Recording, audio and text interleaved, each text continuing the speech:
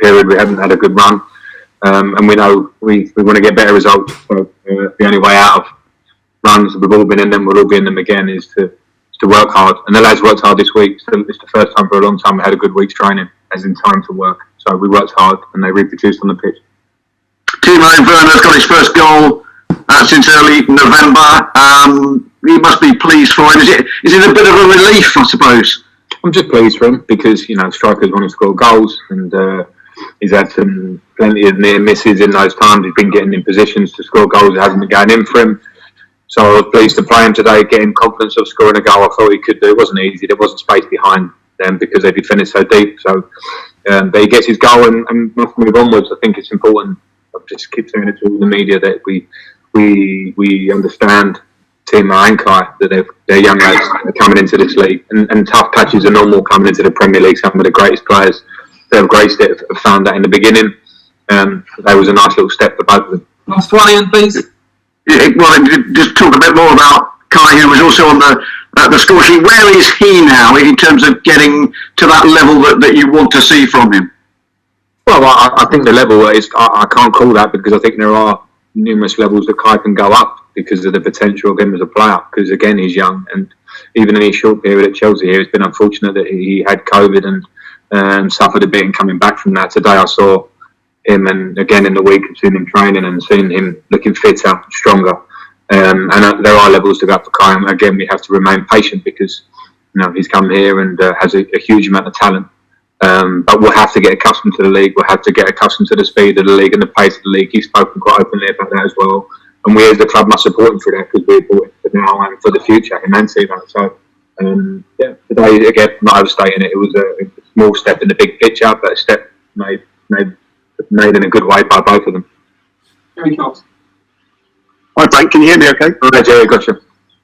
Your academy boys did particularly well today. I thought Mason, Callum and particularly Billy Gilmore in the middle of the midfield. Is he pushing for a first team place now on a regular basis, do you think? I think Billy is pushing, and I think Billy's been pushing since he made his breakthrough last season against top level opposition in Liverpool, one of his debuts, and played brilliantly, got man of the match, and reproduced that against Everton in 2 games, and then obviously his injury came pretty soon after that. But from those moments and before that, I knew Billy would be a very, very good player for this club, to say the least, even at his young age now. So he's pushing, he came in, his attitude was good, he moves the ball well. He did it when he came on against Man City last week. And when you talk about the academy players, yeah, I agree. People talk about, and I talk about the youth of this squad, but also the youth of the squad performing very well for us. But what we can't ask for the youth of the squad sometimes is to absolutely be consistent and be killers like other players in the league are, in terms of the numbers that they produce and the consistency they produce. That will come for our lads.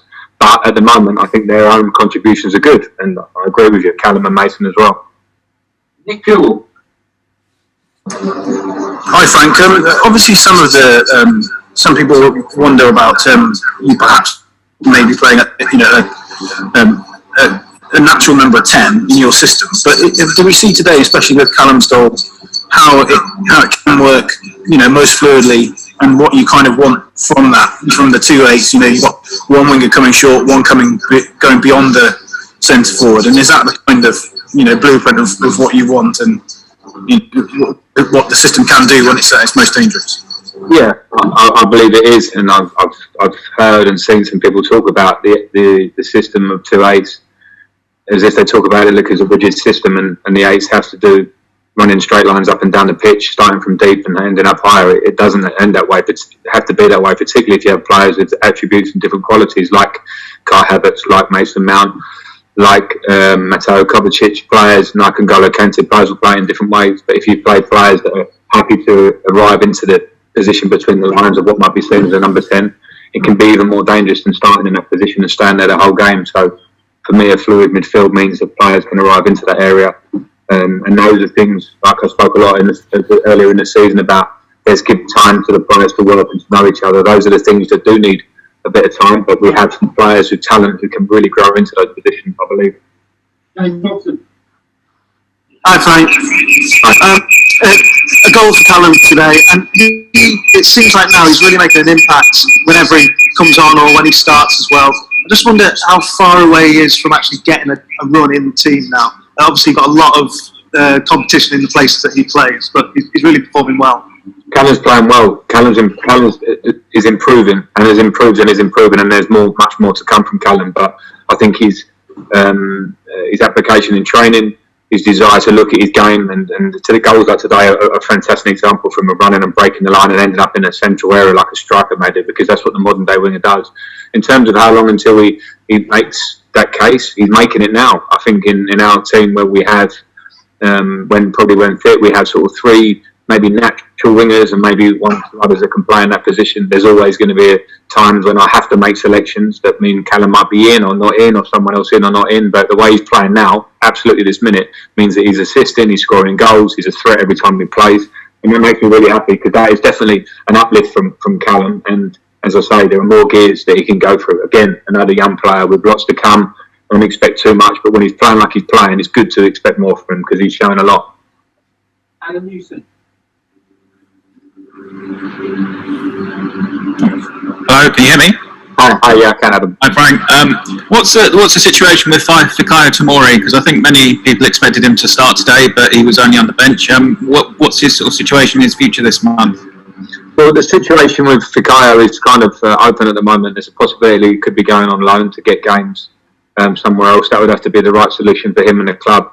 It was part of my thinking of not starting him today. I gave him some minutes at the end, but whilst we're looking at that, I wanted to make sure that it was the right thing for us as a club and for him individually. So he didn't start for that, but his attitude, whilst not playing so much recently, and it's not easy. There's 5 centre backs at the club, has been fantastic in terms of in training every day and how he is. So yeah, that's what it was today.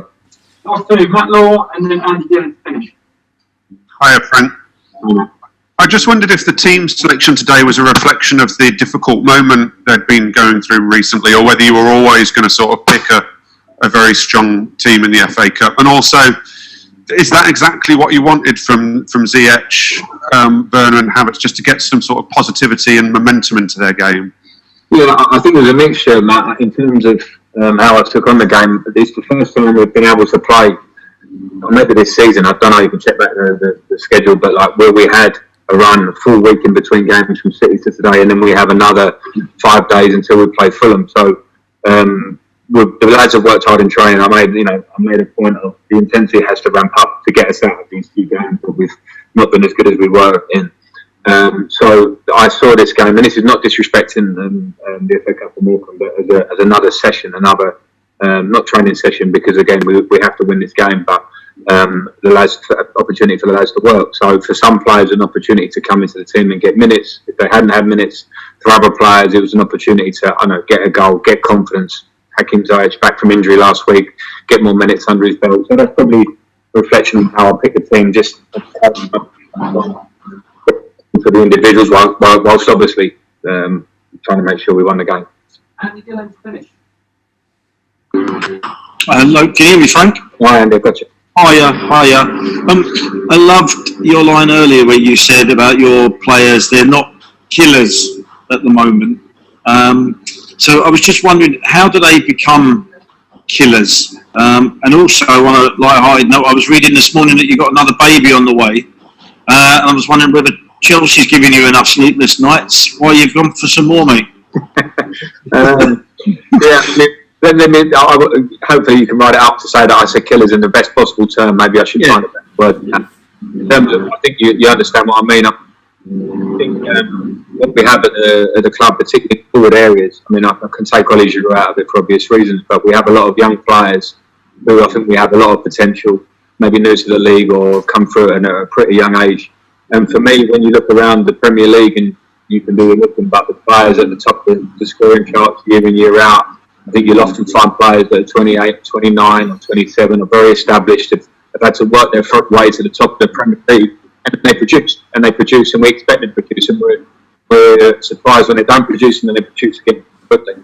I think with our players, people look at price tags or look at name and actually expect every week to be producing at those sort of levels, and I believe they will do, but I believe there's also work to be done realistically to get them to produce the numbers that will hopefully make us bridge the gap to where we are challenging for league titles, etc. Because I've played in teams that won titles regularly, and you need those Willis said it again, but strikers that score 20 plus, defenders that will defend and keep clean sheets. So throughout the team, those sort of players. With us, I think we have huge potential. We have some players in the team already that have been there and done it, and they're massively important to keep so long.